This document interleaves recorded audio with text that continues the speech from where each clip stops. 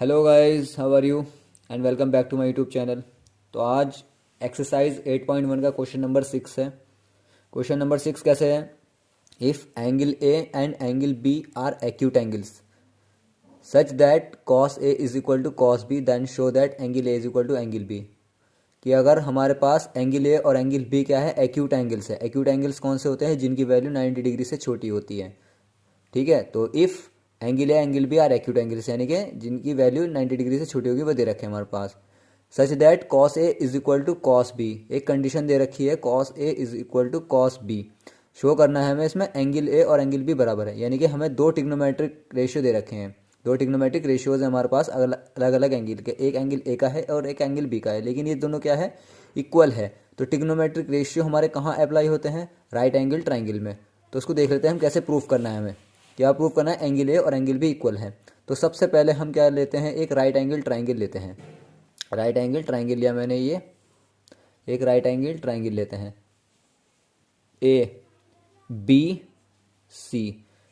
मैंने ए और बी इधर क्यों लिया? क्योंकि एक्यूट एंगल्स है। एक्यूट एंगल्स वही होते हैं जिनकी 90 से छोटी वैल्यू होती है, और ये हमारा सी, ये 90 का रहेगा। तो एंगल ए और एंगल बी, इसको प्रूफ करना है कि ये इक्वल है आपस में।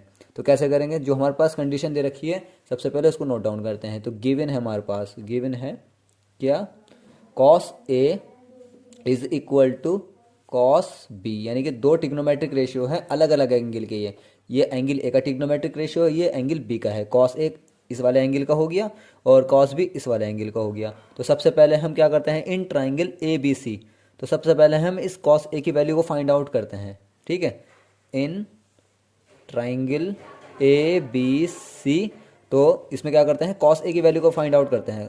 Cos A is equal to, cos A क्या होता है, यानी कि कॉस थीटा क्या होता है, बेस अपॉन हाइपोटेनियस। तो इस एंगल के हिसाब से परपेंडिकुलर तो ये वाला होगा हमारा, बेस ये वाला, और हाइपोटेनियस हमारा 90 के सामने होता है। तो क्या होता है, बेस अपॉन हाइपोटेनियस। बेस क्या है मेरा, ए सी, बेस है मेरा ए सी, और हाइपोटेनियस है मेरा ए बी। तो कॉस ए की वैल्यू मेरे को क्या मिली, ए सी अपॉन ए बी। उसके बाद इन राइट एंगल ट्राइंगल में ही, इसी ट्राइंगल ए बी सी में हम क्या निकालते हैं, कॉस बी की वैल्यू निकालते हैं। तो कॉस बी की वैल्यू करेंगे, कॉस बी यानी कि अब इस एंगल की वैल्यू निकाल लेंगे। इसके हिसाब से क्या होगा, एंगल बी के सामने परपेंडिकुलर, ये वाला बेस हो जाएगा, ये हाइपोटेनियस हो जाएगा। तो कॉस बी के लिए क्या होगा, बेस अपॉन हाइपोटेनियस, बेस हो जाएगा बी सी, बेस हो जाएगा बी सी, और हाइपोटेनियस हो जाएगा ए बी। ठीक है, अब हम इस वाली कंडीशन को, यानी कि कॉस ए और कॉस बी जो दे रखा था ना इक्वल में, तो हम इसको क्या कर लेते हैं, इक्वेशन नंबर 1 मान लेते हैं। ओके, तो from equation number 1, from equation number 1, यानी कि इक्वेशन नंबर 1 से, तो कॉस ए और कॉस बी की वैल्यू रखो। कॉस ए की value A C upon A B, A C upon A B, और कॉस बी की वैल्यू क्या है, B C upon A B. ठीक है, ए बी से ए बी कैंसिल आउट, तो हमारे पास क्या मिला हमें, A C is equal to B C, ये मिला इसमें। तो इस राइट एंगल ट्राइंगल में हम क्या देखते हैं कि ए सी, ये जो साइड है हमारी, और बी सी, ये दोनों क्या है, आपस में इक्वल है। ओके, जब ये आपस में इक्वल है, तो हम क्या देख रहे हैं, इस किसी भी ट्राइंगल में जब दो साइड इक्वल होती है, जब दो साइड हमारी इक्वल होती है, तो उनके जो सामने के अपोजिट, यानी कि उनके जो अपोजिट एंगल्स होते हैं, उनके सामने के जो एंगल्स होते हैं, वो क्या होते हैं, आपस में भी क्या होते हैं, इक्वल होते हैं। जैसे इस साइड के अपोजिट ये वाला एंगल है बी, ठीक है, और इस साइड के अपोजिट ये वाला एंगल है ए, तो ये भी क्या होंगे, आपस में इक्वल होंगे। ठीक है, तो A C is equal to B C, A C is equal to B C, so AC is equal to BC since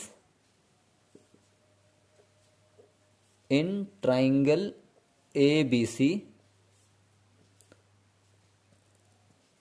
two sides are equal to each other, then two opposite angles are also equal to each other of these sides,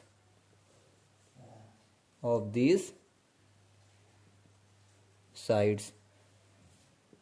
ठीक है, so angle A is equal to angle B. ये क्या हो गया मेरा, proved हो गया ये। ओके, तो आज के लिए फ़िलहाल इतना ही। क्वेश्चन नंबर 6 कंप्लीट हो चुका है। मिलेंगे नेक्स्ट वीडियो में क्वेश्चन नंबर 7 के साथ। Okay, take care, bye bye.